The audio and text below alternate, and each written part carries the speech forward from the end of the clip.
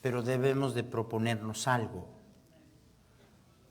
El dicho es de que si le apuntas a nada, pues ese es exactamente a lo que le vas a pegar, a nada. Entonces esa es la razón que a nivel personal yo le animo a que usted, ojalá que comenzando el año, usted se haya hecho metas. Cada año evalúo lo que sucedió a nivel personal, las metas que pude lograr, las que no pude lograr y luego algunas de ellas nada más sigo, ¿verdad?, en la intención de seguir en lo que quería lograr y luego establecer algunas metas nuevas para el año. Yo voy a estar compartiendo con los hermanos, ¿verdad?, en la reunión mis metas, y les voy a dar una copia de lo que son las metas igual de nuestra iglesia. Pero, hermanos, si algo va a cambiar este año, no va a suceder sin que nosotros cambiemos. Nos frustramos de no lograr lo que quisiéramos lograr, pero no logramos lo que logramos por quien somos. ¿Sí me están entendiendo? Si el flojo la quiere de gerente, pues quiere desearlo y lo anhela, y por tantos deseos que él quiera, si sigue siendo flojo, pues no solamente no va a ser gerente, no va a tener chamba. Si seguimos repitiendo las mismas cosas, vamos a tener el mismo resultado. ¿Sí me están entendiendo? Y yo no quiero vivir así. I mean, you keep doing the same things, expecting a different outcome. You're deceiving yourself. And so, every year, I just feel as if God is giving us new opportunities. And I want this, every year, I want this to be the best year that I've ever had, that our church has ever had. Cada año yo espero que las cosas sean diferentes. Cada año yo espero que sea el mejor año que yo he tenido, el mejor año que nuestra iglesia ha tenido. El pastor se dice eso cada año, ¿sí? Sí. ¿Contrario a qué? A un montón de nosotros que ya vivimos esa vida de acuerdo a la canción Lo que será, será. Hermanos, Dios tiene cosas que quiere hacer con nosotros, y después de hacer lo que Él quiere hacer con nosotros, entonces va a poder hacer a través de nosotros lo que Él quiere hacer. Pero nosotros, hermanos, resistimos la idea de que necesitamos un cambio. Muchos de nosotros nos hemos conformado a simple y sencillamente, así soy, ni modo, ¿qué quieren? Y en esa actitud, en primer lugar, muestra una resistencia a la obra de Dios en su vida. ¿Sabe quién sabe más de quién es usted y por qué es usted como es que Dios? Dios sabe quién es usted y Él sabe por qué usted es como es. Y Dios no está allá arriba mirándolo a usted diciendo, bueno, pues lo que será, será. No, hermano, Dios quiere cambiarnos. Dios quiere obrar en nuestras vidas. Y lo que digo, no lo digo al inicio, simple y sencillamente por el inicio de un nuevo año y una nueva década. Pero más yo me pongo a pensar, ¿cuántos de nosotros, décadas de ser creyentes, lo mismo? No ha cambiado nada. Seguimos con el mismo temperamento, la misma resistencia, siendo las mismas personas de carácter que desagrada a Dios, igual décadas de incumplidos, de irresponsables en cuanto a nuestra fe y lo que Dios ha confiado a nosotros. Hermanos, esta iglesia, Dios le demanda mucho. ¿Y sabe por qué Dios demanda mucho a esta iglesia? Porque hemos recibido mucho. Hemos recibido mucho. Esta iglesia ha recibido increíble bendición. Increíble. A través de los años, los mejores siervos de Dios se han parado detrás de este púlpito a desafiarnos, a ayudarnos, a predicarnos. ¿Sí o no?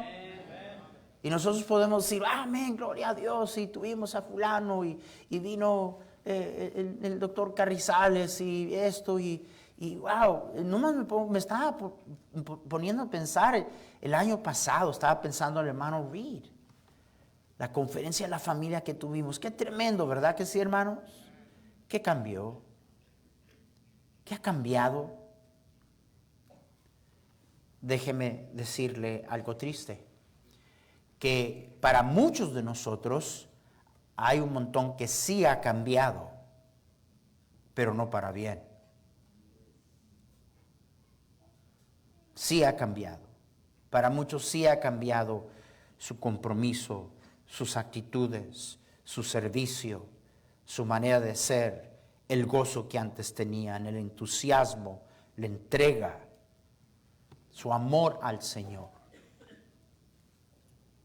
El apóstol Pablo exhorta a Timoteo a esforzarse en la fe. Le dice a Timoteo, esfuérzate en la fe. Porque Pablo sabía y había aprendido de que todo lo que él había podido lograr era por fe en la gracia de Dios y la mano de Dios sobre él. Entonces, igual en 2 Timoteo 2:2 le dice igual, esfuérzate en la gracia. Porque a fin de cuentas, hermanos, es la gracia de Dios. Es la gracia de Dios que obra en nosotros, que nos cambia.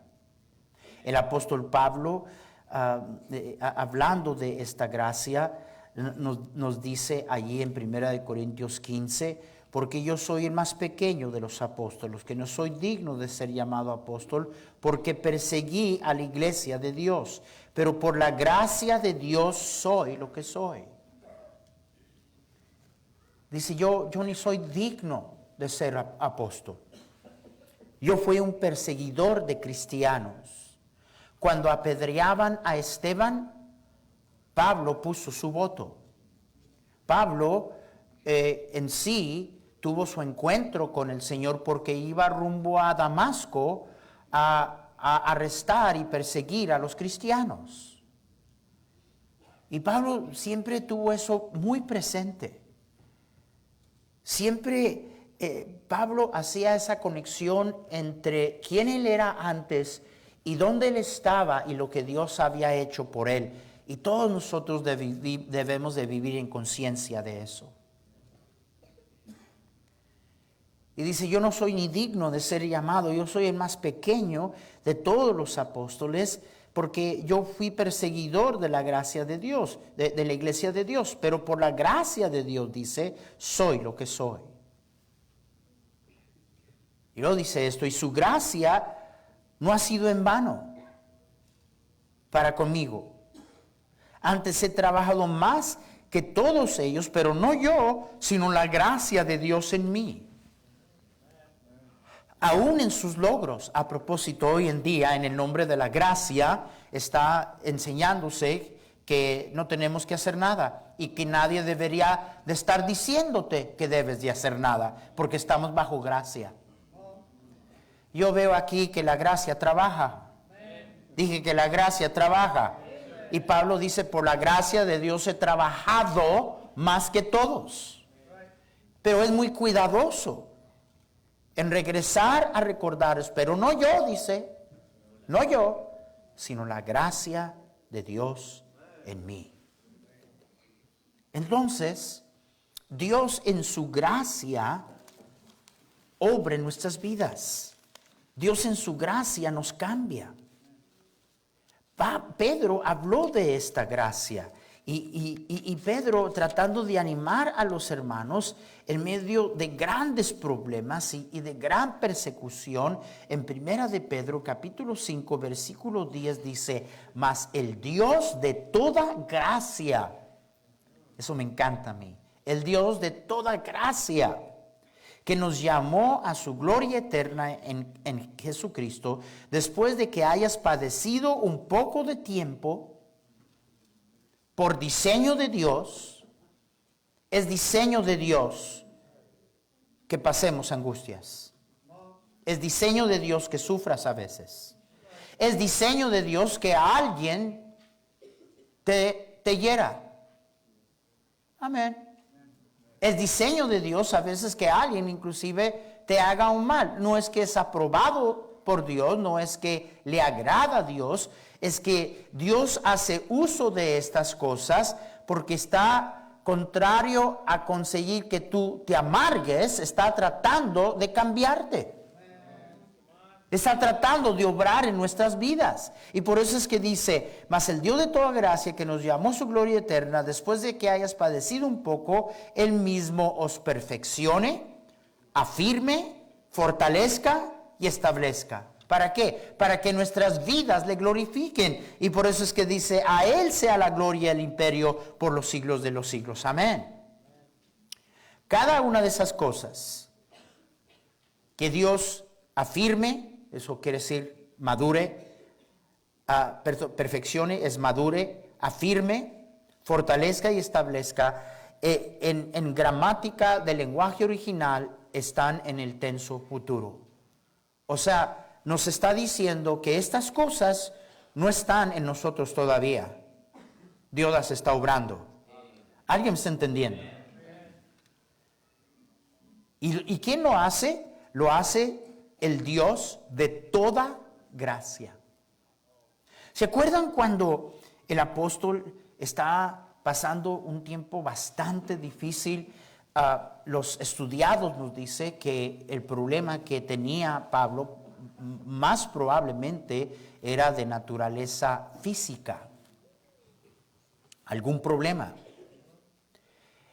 Y el apóstol le pidió al Señor 3 veces que se lo quitara.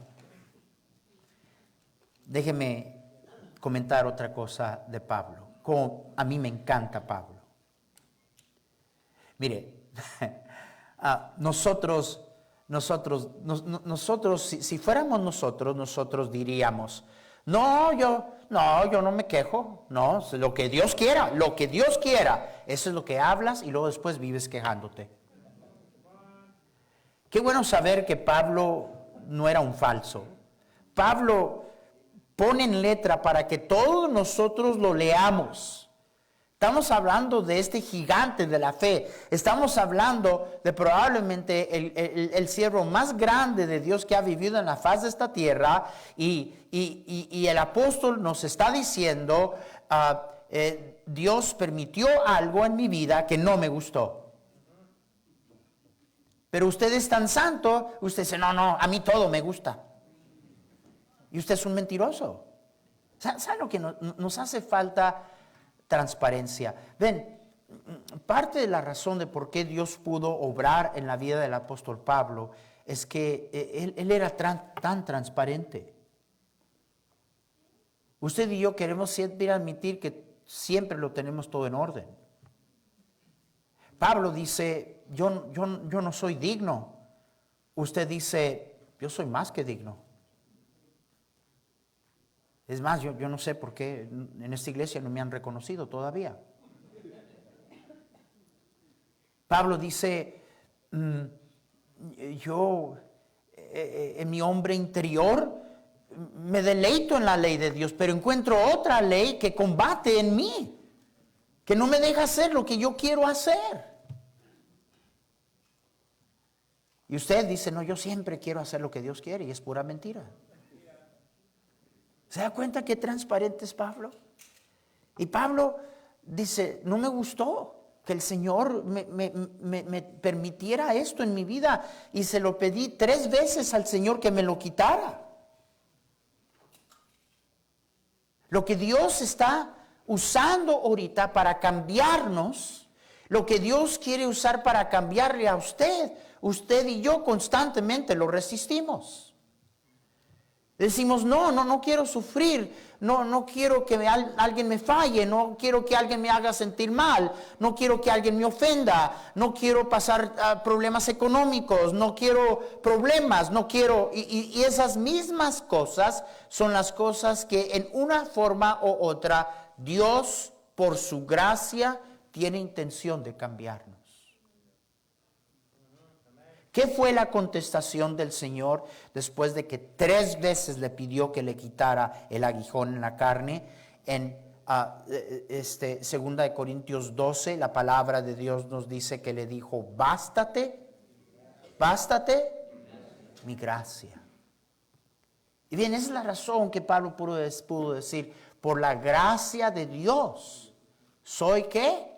Lo que soy. Entonces, si algo va a cambiar en mi vida, si van a haber cambios en mi vida, una vez más, ¿va a cambiar algo de todo lo que ocurra este año si yo no cambio? Háblenme. ¿Qué si me hago metas? ¿Qué si me pongo en un trance de meditación tan trascendental que me lleve a la elevación de esos cambios? Hermanos, nada va a cambiar hasta que Dios nos cambie. Dios quiere cambiarnos, Dios puede cambiarnos, y Dios lo hace a través de su gracia. Amén. Y entonces, si es así, ¿por qué no cambiamos? Y si es así, ¿por qué es que si acaso sí cambiamos, nuestro cambio no es más hacia Él, sino más lejos de Él? ¿Por qué es que en vez de que la vida, los desafíos de la vida produzcan cristianos más dulces, producen cristianos más amargados? Digo, tanto así que, ¿verdad? Algunos, no, ya no quiero vivir. Unbelievable. ¿Sabes qué? Lo que tú estás diciendo es que Dios ha tratado mal contigo. Que esta vida que tú tienes, de la cual tú dices que Él está en control. ¿Dios está en control de su vida? Sí, pastor, Dios está en control. ¿Y por qué usted calcula que usted vive una perra vida? ¿Por qué anda desanimado? ¿Por qué anda desanimada? ¿Por qué ya quiere tirar la toalla? ¿Por qué ya no quiere nada y no quiere ver a nadie, no quiere hablar con nadie, no quiere tratar con nadie? ¿Ese es Dios? ¿Esa es la gracia de Dios? No, hermanos. En su gracia, Dios anhela y desea cambiarnos. Pero, ¿dónde están entonces los cambios? Porque Pablo dijo, yo era un perseguidor, yo era un blasfemo, yo perseguía a la... No soy digno de ser llamado apóstol, pero ya no soy lo que era. Por la gracia de Dios soy lo que soy. La gracia de Dios había hecho a Pablo en un hombre diferente. Estábamos hablando el día de ayer, vino a visitar en la noche un sobrino, sobrinos de mi suegro, de don Lucho, y estábamos hablando de mi suegro.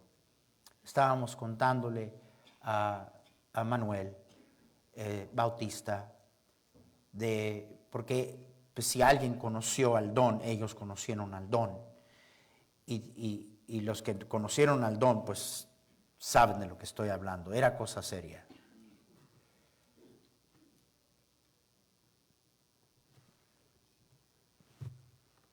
Vea este escenario, ¿bien? Cuando yo fui a pedir la mano de su hija, fue muy poético. Y comienza a decirme, nos sentimos humillados, Ezequiel, que hayas traído semejante honor a esta casa, que consideres este humilde hogar, muy poético, y luego no le habló todo un año. En serio. Porque él quería para su única hija, ¿verdad? Quería alguien de mucha lana, de mucho éxito, una persona, ¿verdad? Un doctor, un abogado, alguien así, y ahí vengo yo. Y me pregunta, ¿y cómo van a vivir por fe? Y recuerdo, fe, ¿qué es eso, fe?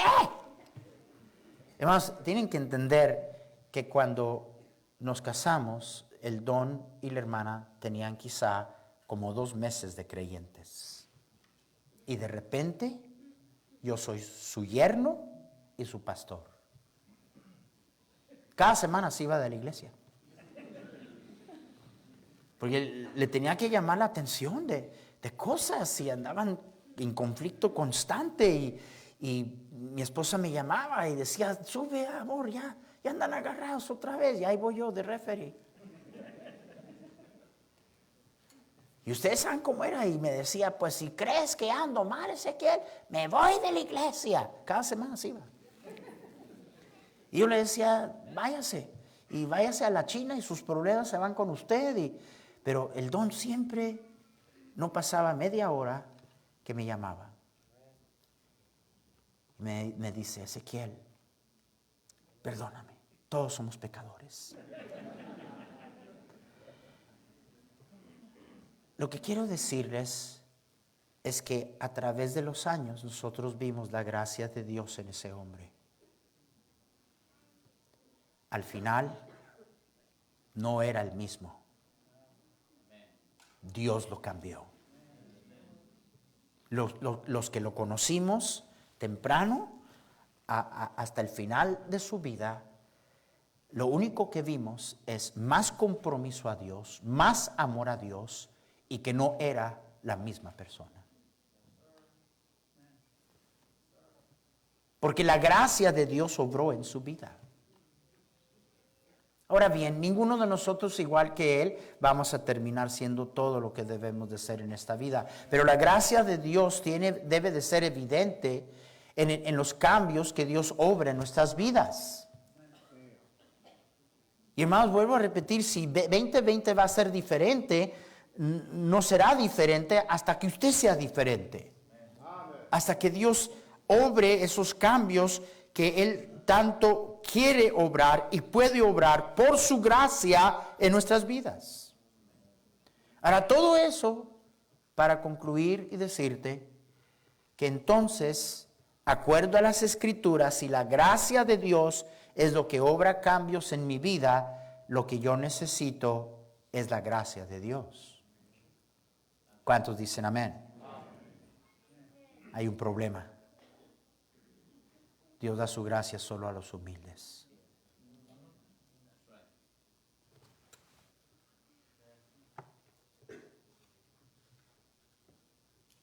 ¿Qué es lo único que nos va a cambiar? La gracia de Dios. ¿Qué es lo único que nos va a cambiar?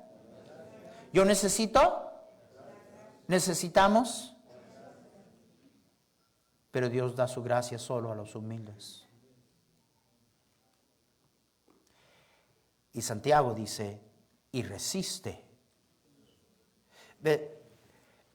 Usted entienda que nuestro orgullo no solamente detiene la obra de la gracia de Dios en nuestra vida. Suficiente ese mal. Suficiente aburrido el cristianismo donde Dios no está haciendo nada en tu vida. Y esa es la razón que tantos estamos aburridos de la iglesia, de nuestra vida, de nuestro cristianismo, porque hace mucho que Dios no ha cambiado nada en ti. Dios no está obrando en ti. Suficiente mal fuera eso, que mi orgullo parara la obra de Dios en mi vida. Pero eso no es todo lo que hace el orgullo. El orgullo no solamente para la obra de la gracia de Dios en mi vida. El orgullo pone a Dios resistiéndome. ¿Sí oyó lo que acabo de decir?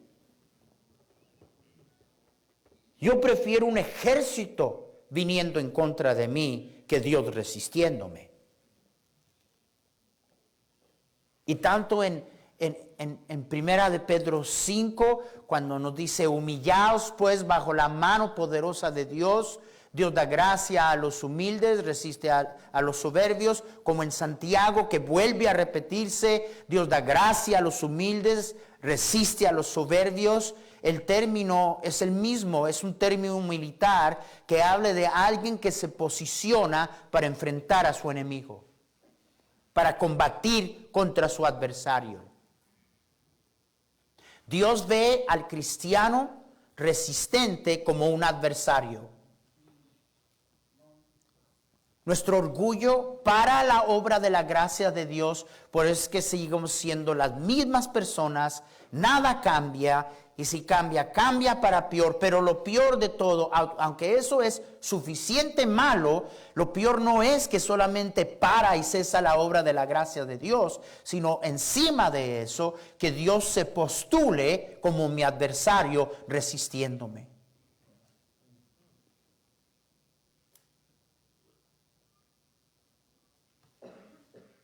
Yo he pasado tiempos en mi vida donde yo sé que aunque tomó tiempo por mi orgullo, pero no tengo duda que ha habido tiempos en que Dios me ha estado resistiendo.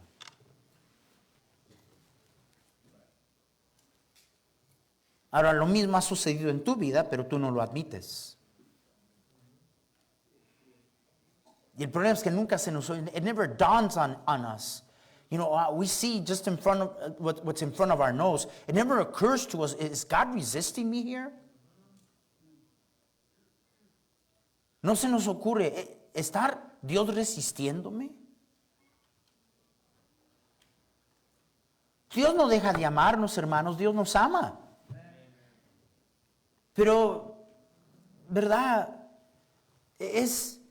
¿Cuántos de nosotros si vemos a nuestros hijos desbocándose en la perdición, no nos mortifica y hacemos hasta lo imposible para intervenir, para parar algo?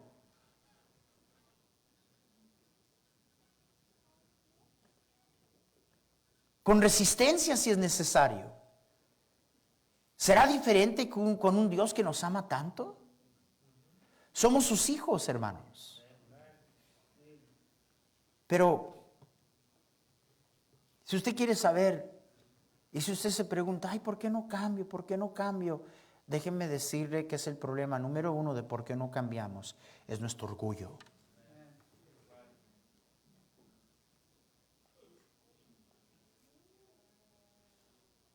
Porque lo único que puede obrar un cambio en mi vida es la gracia de Dios. Pero su gracia, Él solamente se la da a los humildes. Mientras Pablo resistió el mensajero de Satanás que Dios envió para bofetearlo, o sea, para darle unas cuantas cachetadas, le quiero hacer una pregunta. ¿Quién aquí se compara con el apóstol Pablo? Déjeme decirte hasta dónde llega nuestro orgullo. Pablo necesitó unas buenas cachetadas de parte del Señor. Tú no. ¿Tú no las necesitas? De nada. Así de orgullosos somos. Y créemelo, que si Dios tuvo que mandar un mensajero, si Pablo lo resistió, Pablo me encanta porque, hermanos, él está diciendo lo que nosotros hacemos y no queremos admitir, no nos gusta. No nos gusta, aparte de los mentirosos y aquellos que son plenamente masoquistas, pero no nos gusta, hermanos.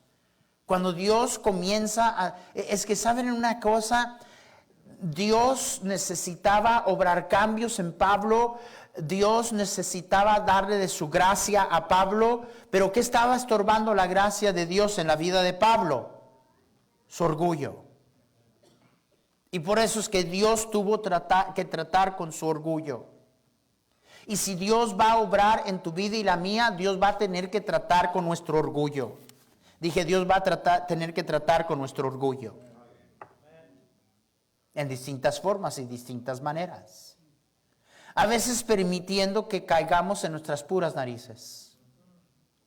A veces desmoronando todos tus planes y toda tu estrategia. Y no, esto yo muevo, yo hago. Y Dios dice, ¿a poco? De veras, tú haces, tú mueves. ¿Por qué? Porque quiere darnos su gracia. A veces nos humilla destrozándonos el corazón. A veces nos humilla haciéndonos ver que no éramos los gigantes de la fe como nos creíamos. A veces nos humilla por medio de alguien hiriéndonos. Y usted la agarra contra la gente, ¿verdad? Usted la agarra contra la gente y no se da cuenta que es Dios tratando con su orgullo. Siempre he dicho, la gente más orgullosa es la gente más ofendida. ¿Cuántos me han oído decir eso? Chorrocientas veces.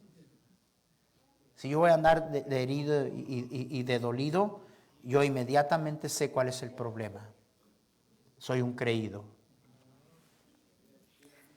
Si al padre de familia llamaron Belzebub, si a mi maestro lo llamaron demonio, a mi maestro, el que nunca pecó, Dios en carne, y usted y yo andamos de ofendidos.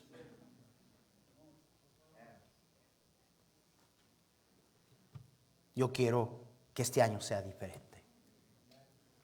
Pero si va a ser diferente, Dios tiene que hacer de mí una persona diferente. Dios tiene que hacer de usted una persona diferente.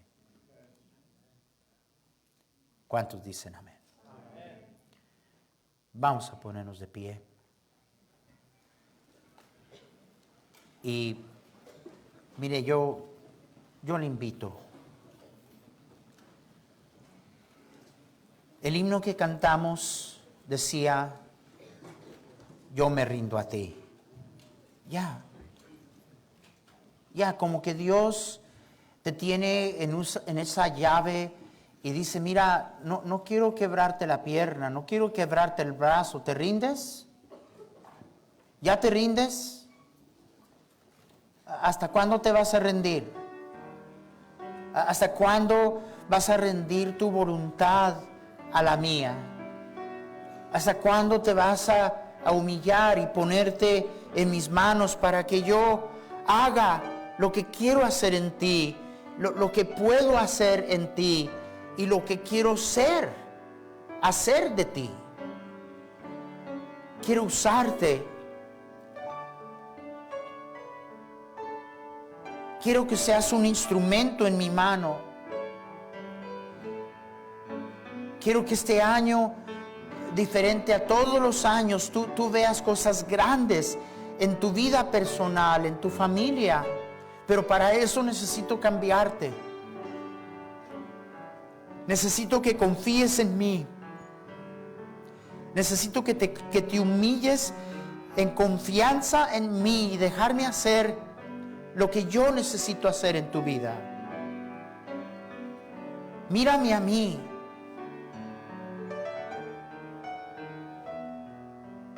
Comienza a interpretar la manera correcta las cosas. Deja de estar mirando a algo o a alguien. Date cuenta que yo estoy detrás de todo, obrando, tratando de ponerte en ese lugar donde tuve que poner a mi siervo Pablo, para que entonces mi gracia con poder descansara en su vida. Oh hermanos, una vez Dios trate con nuestro orgullo, Dios tendrá la libertad Dios comenzará a obrar. Es nuestra resistencia.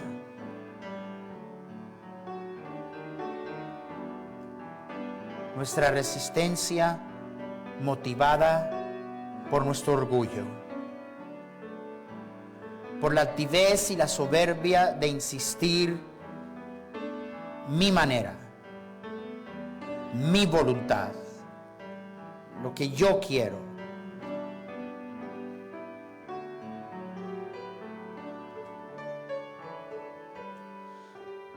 Señor, de la mejor manera que sabemos cómo, nos rendimos a ti. Nuestros pecados, nuestras flaquezas, las conoces muy bien. Y todo te traemos a ti esta noche. Obra en nuestras vidas. Entendemos que si algo será diferente en 2020, nosotros tenemos que ser diferente. Hemos intentado de cambiar y no podemos, solo tu gracia nos puede cambiar.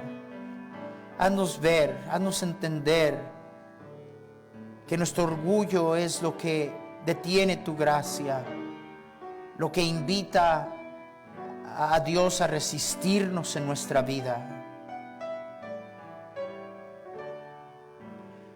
Y Señor, gracias. Gracias por las veces que nos frenas en nuestras locuras, en nuestras insistencias, porque nos amas.